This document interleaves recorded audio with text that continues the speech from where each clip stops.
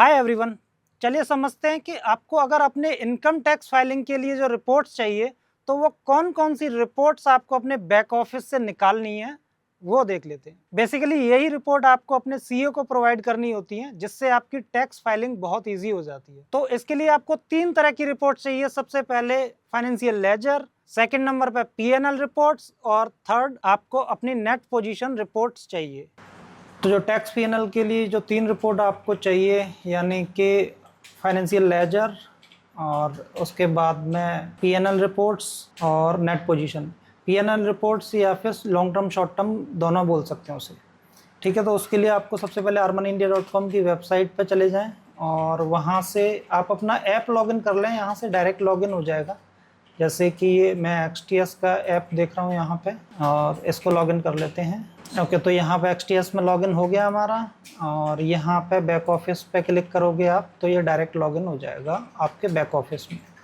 ऐसे ही अगर आप हार्मनी ओडिन एरो यूज़ कर रहे हैं तो वहाँ से भी आपका डायरेक्ट बैक ऑफिस में आना है, या फिर मोबाइल एप्लीकेशन यूज़ कर रहे हैं तो वहाँ से भी बैक ऑफिस में आना है। और अगर आप हार्मनी क्विक में देख रहे हो ये रिपोर्ट तो आप ये ऊपर लेफ्ट हैंड साइड में 3 लाइन्स पे क्लिक करोगे और उसके बाद में यहाँ आपको रिपोर्ट्स पे आना है। रिपोर्ट्स पे आने के बाद में ये बैक ऑफिस क्विक पे क्लिक करना है। अगेन आप ये आई अंडरस्टैंड वाले बटन पे क्लिक करेंगे और ये ग्रीन कलर के एरो पे क्लिक करेंगे तो आप हार्मनी क्विक में लॉगिन हो जाएंगे और यहाँ से भी वो सेम रिपोर्ट्स आपको डाउनलोड करनी है, यानी कि फाइनेंशियल और रिपोर्ट सेक्शन में जाके। और आप हार्मनी रॉकेट ऐप में देख रहे हो तो आपको ये 3 लाइन्स पे लेफ्ट क्लिक करना है, देन ये बैक ऑफिस पे क्लिक करना है, देन अगेन आपका डायरेक्ट लॉगिन हो जाएगा और आप सेम बैक ऑफिस के पेज पे पहुंच जाओगे जहां आपको आई अंडरस्टैंड और ये ग्रीन कलर के एरो पे क्लिक करना है। यहाँ से भी आपको वो सेम रिपोर्ट्स मिल जाएंगी। ओके, तो आप अगर ओडिन एरो पे लॉगिन है तो वहाँ पे आपको अकाउंट में जाके बैक ऑफिस क्विक पे क्लिक करना है एंड देन अगेन आपका डायरेक्ट आई अंडरस्टैंड पे क्लिक करोगे और ये एरो ग्रीन कलर के एरो पे क्लिक करोगे तो आप बैक ऑफिस में आ जाओगे। तो ये ओडिन का हमने देख लिया। ओके, अब ये बैक ऑफिस में हम अंदर आ गए। यहाँ से फाइनेंशियल पे जाके फाइनेंशियल लेजर पे क्लिक करना है और डेट सेलेक्ट करनी है, यानी कि 1 अप्रैल 2024 से लेके एंड हम लोग 2025 31 मार्च 2025 तक का मतलब लास्ट ईयर का जो भी है देख रहे हैं। तो यहाँ से देखो कंबाइंड दिया हुआ है डिफ़ॉल्ट सेलेक्ट।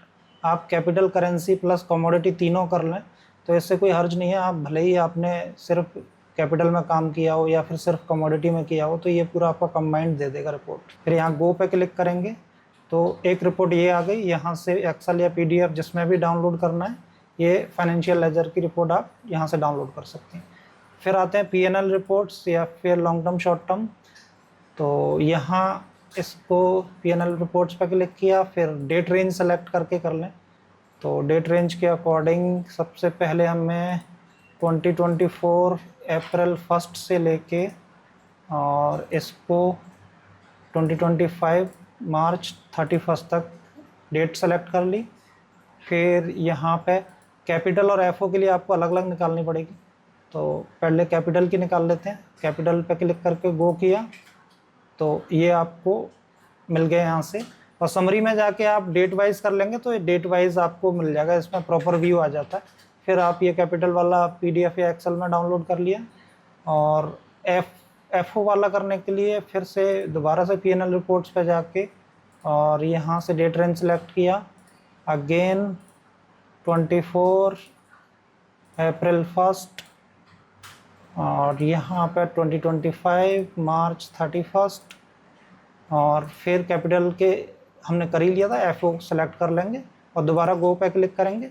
यहाँ समरी की जगह डेट वाइज कर लेंगे तो यहाँ पे इसका FO का भी आ गया। तो नेट पोजीशन की रिपोर्ट्स लेने के लिए हमें नेट पोजीशन पे क्लिक करना है और फिर यहाँ पे client script wise in date range select करना है और यहाँ से डेट रेंज ले लेंगे। जैसे 1 अप्रैल 2024 तो पहले से सिलेक्टेड है।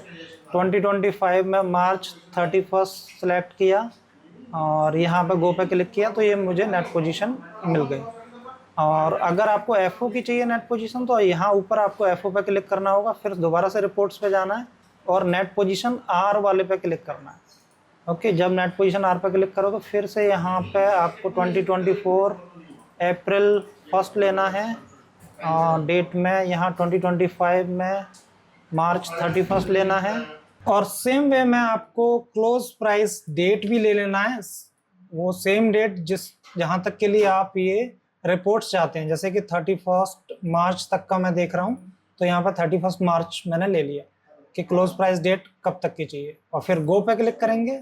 और सेम वे में आपको कमोडिटी की रिपोर्ट देखनी है, तो उसके लिए आप यहाँ पर सेगमेंट में कमोडिटी सेलेक्ट कर लेंगे, कमोडिटी 24, 25। ये सिलेक्ट करने के बाद में आपको रिपोर्ट्स पे आना है, और रिपोर्ट्स पे नेट पोजीशन रिपोर्ट चाहिए आपको कमोडिटी के लिए, और net position as on date पे सेलेक्ट करेंगे आप। फिर यहाँ से डेट आपको चेंज करनी है, जैसे मुझे ये 1 अप्रैल 2024 से चाहिए, एंड कहाँ तक 31 मार्च 2025 तक। एंड क्लोजिंग प्राइस डेट भी आप यहाँ पे सेम 31 मार्च 2025 दिखा रहा है।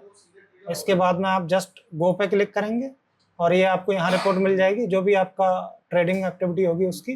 फिर वहाँ से आप एक्सेल या पीडीएफ में इसको डाउनलोड कर सकते हैं। तो कौन सी रिपोर्ट्स हो गई? सबसे पहले फाइनेंशियल लेजर हो गया, उसमें पीएनएल रिपोर्ट्स या लॉन्ग टर्म शॉर्ट टर्म जिसको बोलते हैं वो रिपोर्ट्स हो गई। फिर यहाँ रिपोर्ट में जाके आपको नेट पोजीशन वाली रिपोर्ट्स लेनी है। Okay, thank you.